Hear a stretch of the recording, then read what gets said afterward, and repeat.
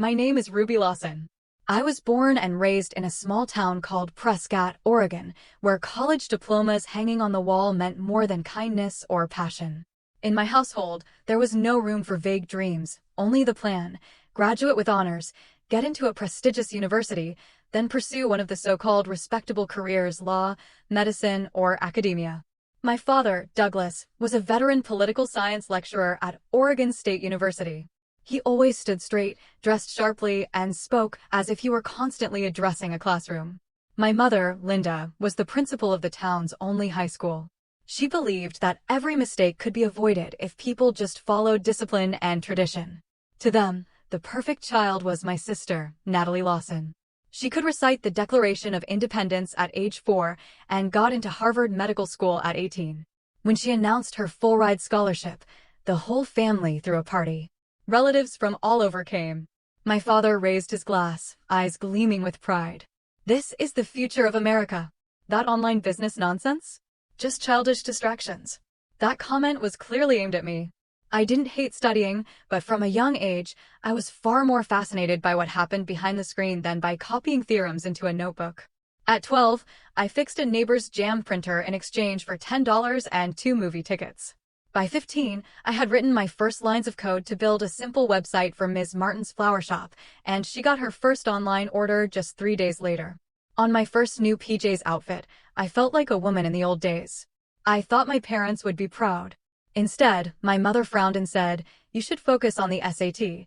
These little hobbies won't get you into Columbia." My father was blunter. He stared at the laptop I was setting up for a client and said coldly, "If you want to be a lifetime tech support girl, keep it up, but don't expect a single dime from us." I smiled, but it was a forced smile. The one thing I was never given in that house was the right to be different. At every meal, Natalie's name was repeated like a sacred chant. Natalie was chosen to present at the Boston Symposium, or Professor Landon said she has natural leadership potential. And me? I was asked, "Ruby, are you retaking the math section of the SAT a third time?" In May of my senior year, our family sat around the dinner table, surrounded by college application packets my father had arranged with CARE, Stanford, Princeton, Yale. None of it meant anything to me. My heart raced as I said the words I had been holding inside for months. I'm not applying to college. I want to start my own business. I already have a plan, my first client, and nearly $4,000 saved from designing websites. A fork clattered onto a plate. My mother went silent. My father slowly stood up, his voice slicing through the air like a razor blade. "That's not happening, not under this roof." I'll never forget the look in his eyes. It wasn't concern, it was disgust, as if I had just uttered something obscene. I didn't cry. I quietly stood up, walked to my room, and started packing. A week later, I left home with just 3 suitcases, an old laptop, and my determination fully intact. No one saw me off, no one said good luck. They were sure I'd come crawling back, ashamed and begging for forgiveness. My first apartment was on the 3rd floor of a rundown building in the suburbs of Portland, barely 450 square feet, with creaky wooden floors and windows that let in a constant draft no matter how tightly they were shut. But it was the first space I could truly call my own. The kitchen was so narrow I could touch both walls with my arms stretched out. I placed a second-hand wooden table under the only outlet in the living room and turned it into a makeshift office. Each morning, I brewed coffee with a faded drip machine, then got to work before the sun came up and kept going until the streetlights outside flickered on. There was no salary, no family expectations, just me and a simple idea: helping local artisans sell their products online. I called the platform Rustic Cart. Rustic Cart wasn't groundbreaking, nor was it backed by cutting-edge tech, but I believed in it. Oregon was full of talented people making pottery, candles, hand-woven baskets, but most of them had no idea how to sell their work online. I built simple websites and took a 5% commission from every successful sale. The rest belonged entirely to the seller. In those early weeks, I coded by day and sent cold emails by night to small craft stores. Most never replied. Some asked, "What college are you attending?" When I said I'd never been to college, they fell silent. One even sent back a laughing emoji with the words, "Good luck with that." My bank account emptied faster than I expected. I lived on cup noodles, boiled eggs, and canned beans. Every night, I cranked the heater up to full blast, not just to chase away the cold, but to push back the creeping fear that was starting to seep into every corner of my mind. Once, I called my mother just to hear her voice, but when I told her I hadn't gone back to school, her answer was immediate: then don't expect anyone to be waiting for you. I thought I had grown used to the coldness, but after that call, I sat on the floor of my apartment in silence for nearly an hour. 3 months after launching Rustic Cart, I had exactly 2 clients. One was Josie, a soap maker. The other was Walter, an elderly woodcarver who lived a 40-minute drive away. Walter called me computer girl and often got my name wrong. He thought it was Lucy. But he still paid me $20 a month to manage his orders. Thanks to them, I was able to cover my first month's electric bill without borrowing from a credit card. I thought things would gradually improve, but one February morning, while dropping off a shipment for Josie, I was rear-ended at the intersection of 15th and Broadway. No one was hurt, but my old Civic refused to start again. The repair estimate was nearly $800, a sum I didn't have. I sat in the middle of my living room, surrounded by rolls of packaging tape and unpaid invoices, wondering, what if I've made the wrong choice? That evening, I decided to attend a local small business meetup at the downtown library, a free event I had scrolled past on a community site before. I didn't know what I was looking for, maybe just the comfort of being in a room with other people trying as hard as I was. That's where I met Marcia Bennett, a woman in her 50s with neatly tied silver hair, simple clothes, and piercing eyes.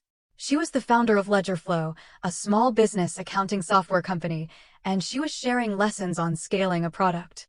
When the Q&A ended, I waited until the room cleared, then nervously walked up and handed her my homemade business card, nearly dropping it in the process. I'm Ruby. I run a small platform helping artisans sell online. No degrees, no funding, but I have real clients and real revenue, even if it's small. Marcia was quiet for a few seconds, then she smiled and extended her hand. Do you have customer data? She asked. I nodded, opened my laptop, and showed her the orders and growth charts, modest but clear. She scanned a few spreadsheets, then said, you don't need more individual sellers. You need B2B clients. I looked at her, not quite following. Instead of selling 1 bar of soap at a time, why not sell your order management software to 50 craft stores? It's the same goal, helping them, but on a larger scale with more value. You already have the model. Now it's time to restructure. We talked until nearly 10 p.m. On the walk back, even though my leg ached from the morning crash, I felt light. A door had opened, and I knew I was ready to walk through it. I renamed the company to Craft Logic Solutions right after my meeting with Marcia. The old name sounded too naive, no longer fitting for the direction we were headed. Under her mentorship, I pivoted from a consumer-facing retail platform to building supply chain management software tailored specifically for small to mid-size artisan businesses, a market almost no one had tapped properly. The first month post-pivot, I averaged just 3 hours of sleep per night. I rewrote the entire system using a new framework and launched an email campaign targeting independent retail stores across the West Coast. Every new contract helped pay off my car repair debt, cover hosting expenses, and eventually hire a part-time intern, Jared, a UX design student I met at a community meetup. We worked out of my apartment, used boxes of instant noodles as makeshift desks, and hung a whiteboard on the fridge door. It was scrappy, but in that space, Craft Logic began to take form. By fall, after more than 100 failed cold calls, I received an email from the operations department of a handcrafted furniture chain called Maple and Sage. They had 36 locations across 6 states and were using outdated management software from the early 2000s. The sender, Rebecca Tran, wrote simply, "Here your software can track inventory per location. Send us a demo." I read that email 10 times. After 5 sleepless days, Jared and I built a live demo that simulated multi-location inventory and order management, featuring a clean dashboard, easy navigation, and intelligent alert systems. When Rebecca called back, she didn't hesitate. "We need this system deployed within 60 days. Can you deliver?" I glanced at Jared. He gave me a thumbs up. "Yes," I said, "but I'll need to meet with your tech team to integrate accounting and shipping APIs." "Where's your office?" she asked. I swallowed hard. "We're remote at the moment, but I can fly to Maple and Sage's headquarters in Denver whenever you need." That first meeting was also my first time stepping into a real office, with clean carpets and an automatic coffee machine. I wore a borrowed blazer and slightly worn shoes, but I stood tall, answering every technical question with the confidence forged in long nights coding on a beat-up laptop. The final contract was signed for $420,000, with $150,000 paid up front to start implementation. I didn't cry. I just sat motionless in the taxi back to my hotel, staring out the window, clutching my backpack like it held an entire new chapter of my life. From that moment, everything changed rapidly. After delivering on our first project, Maple and Sage referred us to 3 more chains, one of them being Kraft, a large craft materials supermarket chain based in California. They signed a full system deployment contract for $630,000. I officially incorporated the company in Oregon, rented our first office in Beaverton, and hired 5 full-time employees, software engineers, a project manager, and an in-house accountant. Within 2 years, Craft Logic had offices in Portland, Denver, and San Diego. We served over 60 retail chains, and the platform evolved into a full ecosystem, handling everything from order management and inventory tracking to shipping integration and customer behavior analytics.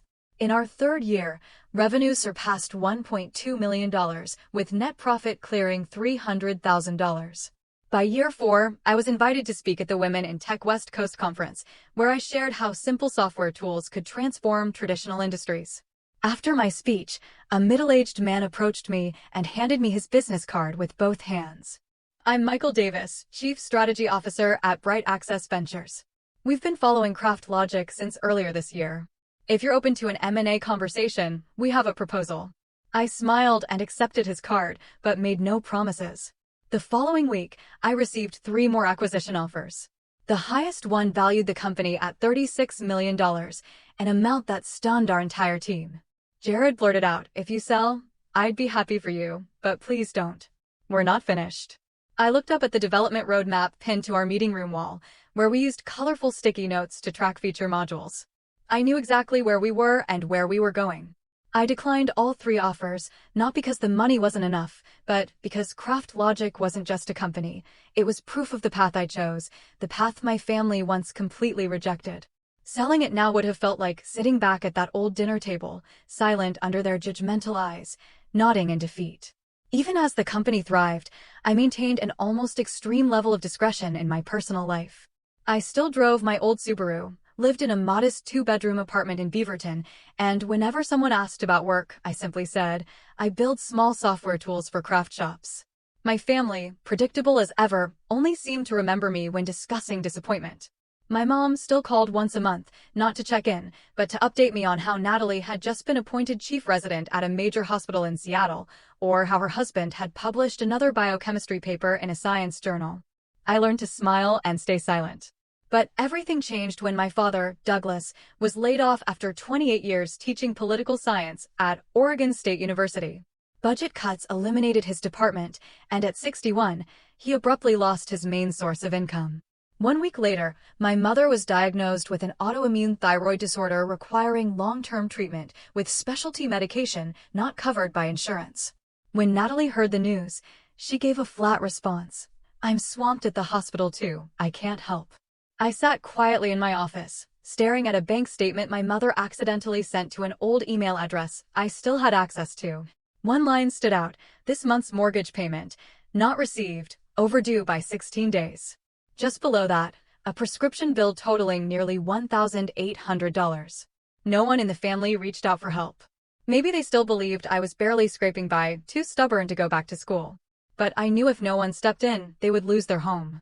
I contacted my attorney, Robert Kane, who had helped structure Craft Logic's investment contracts.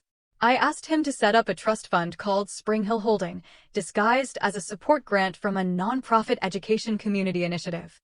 Within a week, Spring Hill began sending monthly payments to cover their mortgage on time.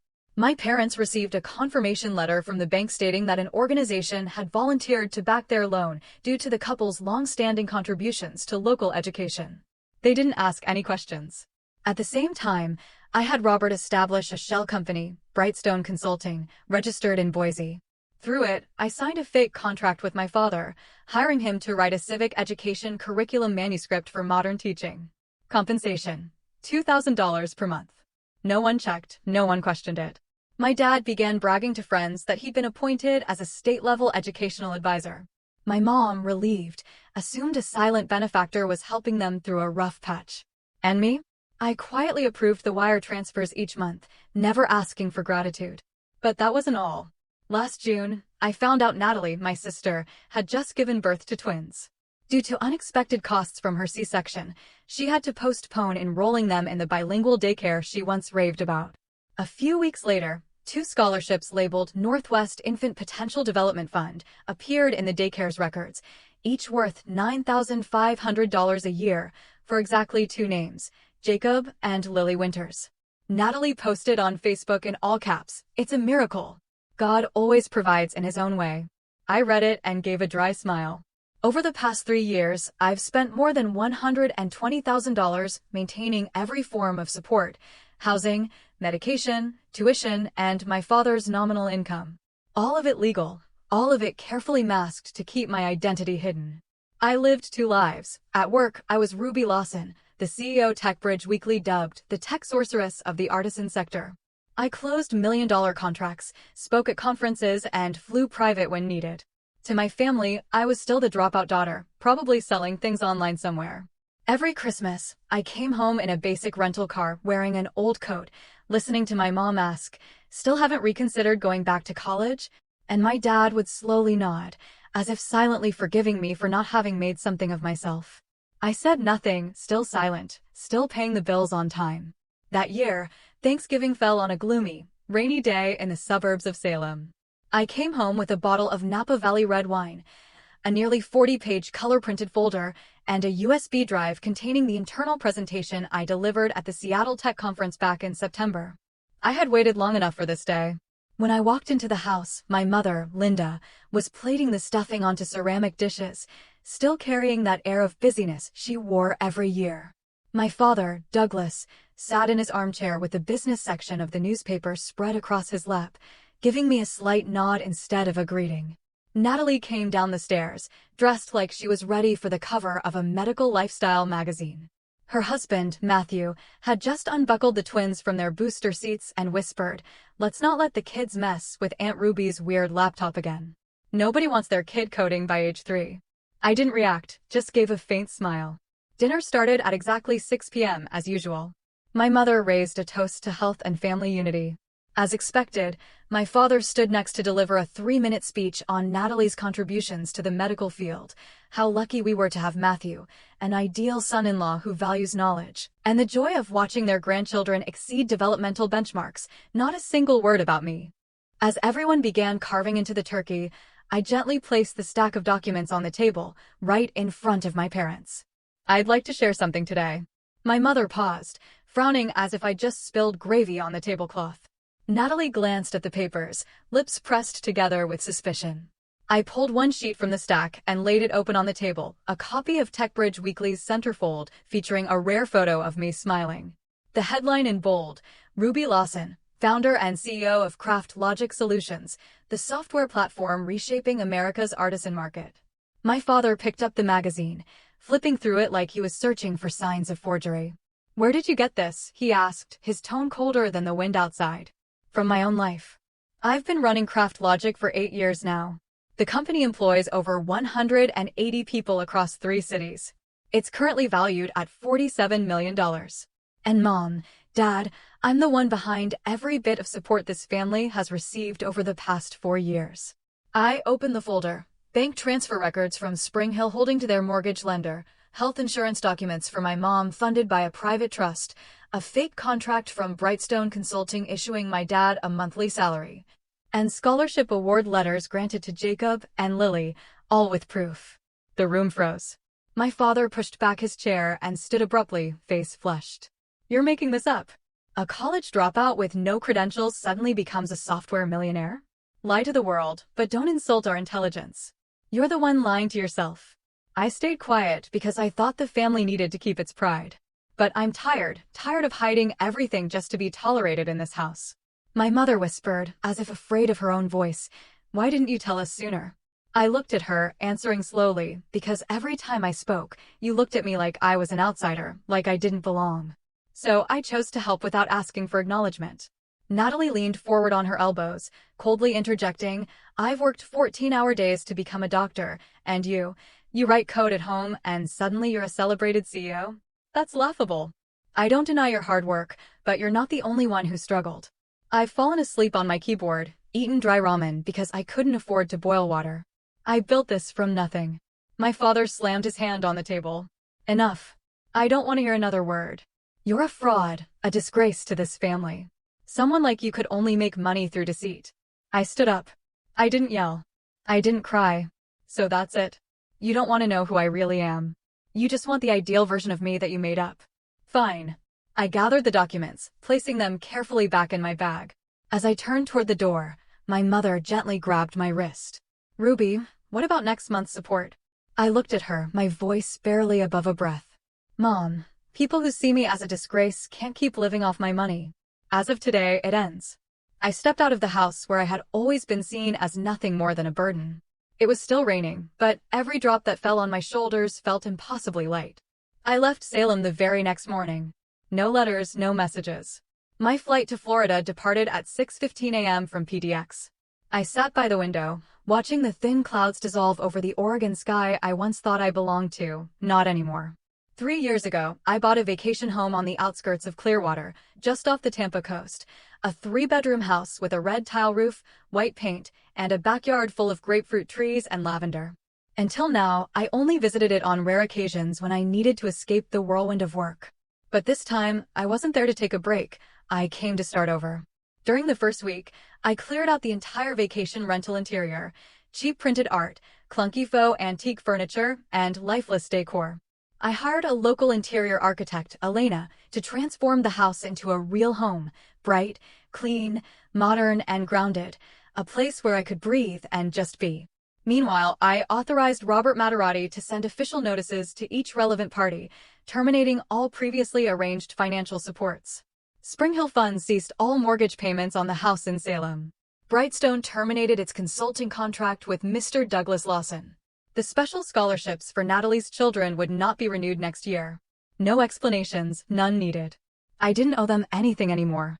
2 weeks later, I stepped into Craft Logic's new headquarters in the West Bay District Business Complex, right in the heart of Clearwater. The office was on the 9th floor of a glass building overlooking the ocean, flooded with natural light across dark walnut floors. There, I reunited with 3 key team members from Portland, Jared, Rachel, and Dominic, who had volunteered to relocate and help launch the new office. We're resetting everything, right? Rachel asked during our first meeting. That's right. No more anonymity, no more double life. This is the freest chapter for the company and for me. Craft Logic didn't just survive this transition, it thrived.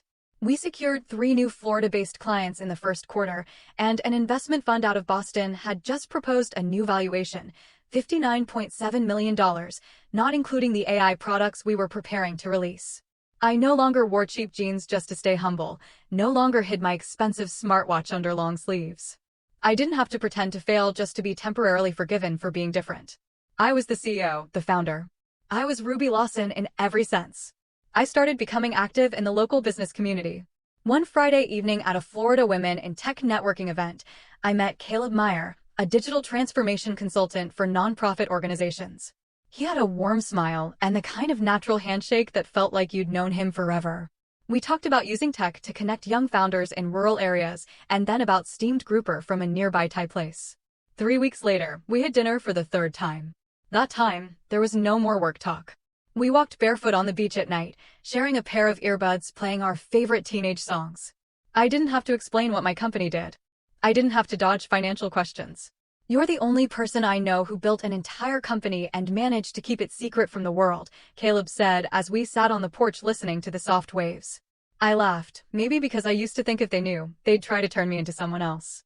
And now if someone can't accept who I really am, they don't get to be part of my life. We clinked our mint pineapple cocktails together softly, like an unspoken promise without strings attached. I still remember that last dinner at my parents' house. Every biting remark, every dismissive glance.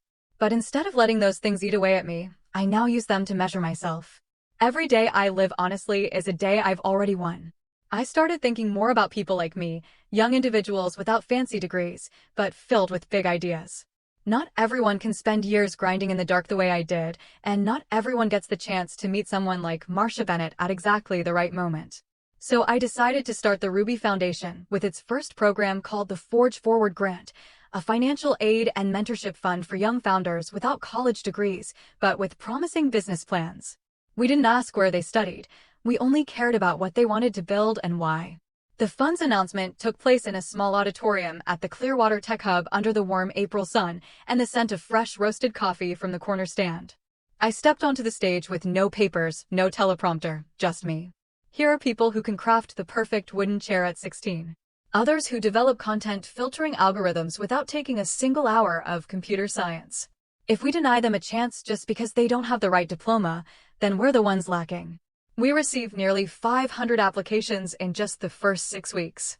Alicia Monroe, 22 years old, living in El Paso, Texas, was the first to receive a $20,000 grant to develop a scheduling platform for local clinics. She cried during our first video call. I didn't think anyone would pick me when the education section only said high school. I smiled and gently said, maybe you just hadn't met the right reviewer yet. Forge Forward isn't just a fund.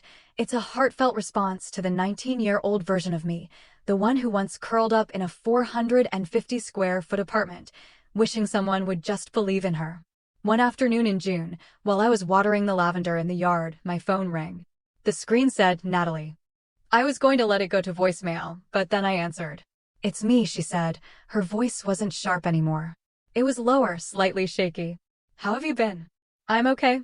The silence stretched long enough that I could hear the wind through the line. I'm not calling to beg. I just wanted to say thank you for everything you've done. And I'm sorry. Not some generic apology, a real one. I'm sorry I didn't see you. I didn't know what to say. I stepped into the kitchen, poured a glass of water, and heard my own voice shrink. Thanks for calling. After that call, I didn't throw open every door, but I started replying to messages, asking about the kids' health, sending birthday wishes to Matthew, still from a comfortable distance. Then one Sunday morning, I received a handwritten envelope. The sender, Douglas Lawson. The handwriting slanted left, crisp and familiar, like the essays he used to mark for his students. Ruby, I don't know where to begin, so I'll be direct. I was wrong. Wrong to believe there's only one path to success. Wrong to let pride blind me to your efforts. When you spoke the truth that night at dinner, I fell apart, not because you did anything wrong, but because I realized I was no longer the man you needed me to be. If you don't want to forgive me, I understand, but I hope you know I'm proud. I read the letter 10 times over. No tears fell, but my throat tightened with something I couldn't quite name. Maybe sadness, maybe relief. I didn't call back right away, but a few days later, I mailed a postcard from Sarasota. Thank you for writing. I'm building the life I've always dreamed of. If you'd like to be part of it, the only condition is respect. I kept my boundaries. I didn't return to the fantasy of a perfect family I once dreamed of, but I gave them a second chance, this time on my terms. At an informal dinner with the local women's startup community in Tampa, I shared my story, not dramatized, not sugar-coated, just simply. Sometimes the best thing you can do for yourself is to stop trying to be loved by people who refuse to understand you. The room fell silent for a few seconds, then erupted in applause. I realized I wasn't just healing, I was sparking something. One early summer afternoon, I was reading the paper on the back porch when my phone rang. The screen read, "Call from landline, Salem, Oregon." I almost let it go to voicemail like I had many times before, but something in my gut told me to answer. A soft voice came through, carefully choosing each word. It's Mom, Linda. I didn't respond right away. She took a deep breath and continued, "Your father and I are planning to come to Florida next month. We were wondering if we could see you." A question light as the breeze, yet each word pressed heavy against my chest. 2 years ago, I was called a disgrace, and now they wanted to meet. Not to borrow money, not for medical reasons, just to meet. "In what capacity do you want to see me?" I asked, calm as ever. As the daughter you once cast out, or the CEO no one can ignore anymore? As my daughter. Just my daughter, if you'll allow it. I didn't give an answer that day. I needed time, not to forgive, but to ask myself whether there was anything left that I even needed from that meeting. 3 weeks later, I chose a small coffee shop by the shore in Clearwater, where the ocean breeze rustled the palm trees like a soft soundtrack. I arrived early, chose an outdoor table, ordered a cold brew, and waited. At exactly 9 a.m., my parents arrived. Douglas walked more slowly than I remembered, his hair nearly all white. Mom wore a beige floral dress, her face softer than it used to be. They sat down. Silence lingered for nearly a minute. I didn't feel nervous, my heart didn't tighten like it once had. I just sat there, steady like the still water of the bay before me. My father broke the silence first. "I read your recent interview in Founders Weekly. What you've built, it's very impressive. I nodded, unsmiling. Thank you. Mom placed her hand gently on the table. It took us a long time to understand that you never needed to be anyone's copy. No, I cut in, looking her directly in the eyes. You don't need to say that if it's not true. I didn't come here for another polished speech. She lowered her eyes. In that rare moment, I saw my mother, the woman who used rules to control everything, finally unable to control this. My father fell quiet, then said, "You once asked me if I didn't see you as the pride of this family, then what was I seeing? Today, I want to answer, you're proof that I was wrong." I didn't expect words like that, but I didn't let them define me either. Dad, Mom, I no longer live for approval. I didn't build this life to earn praise or seek redemption. I've spent the past 2 years living more truthfully, more fully, and nothing about that makes me want to go back to any older version of myself. Mom nodded, not with anger, not in protest, just nodded. We stayed another 20 minutes, talked about the weather, the new seaside park, and Natalie's kids, even though I wasn't ready to see them yet. As we left the cafe, Mom reached out to hug me, not too tightly, no tears, but long enough for me to feel for the first time that she was hugging me without trying to mold me into anything. They flew back to Salem that evening. I didn't wave goodbye. I didn't look back. I walked along the shore and texted Caleb. I did it. He called right away. Do what? I sat in front of them with no anger, no need, and still fully myself. His voice softened. Then you've already won, Ruby. Every Sunday night, I host a small dinner in my backyard, a long table, string lights glowing, homemade bread, and shared wine. There's Caleb, there's Jared, there are young founders from the Forge Forward Fund. We don't talk about payroll or valuations. We talk about purpose, about choices, and about living life with honesty. I don't need a family to take me back. I have a community that chose to stand with me from the beginning, no conditions. And I understand now more clearly than ever, no one needs to be born into a perfect family to live a full life. They only need the courage to create it for themselves. I didn't forgive because they changed. I forgave so I could be free. And for the first time in my life, I'm not moving forward to prove anything. I'm moving forward because I'm already whole.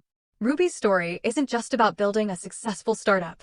It's a powerful reminder that self-worth doesn't come from family approval or prestigious degrees. In the real world, many people like Ruby are quietly building their own lives, bravely stepping outside imposed molds to live authentically. Healing doesn't always come from being forgiven. It comes from choosing not to endure anymore. Success isn't about proving something. It's about living freely, honestly, and without fear. What do you think about Ruby's choice?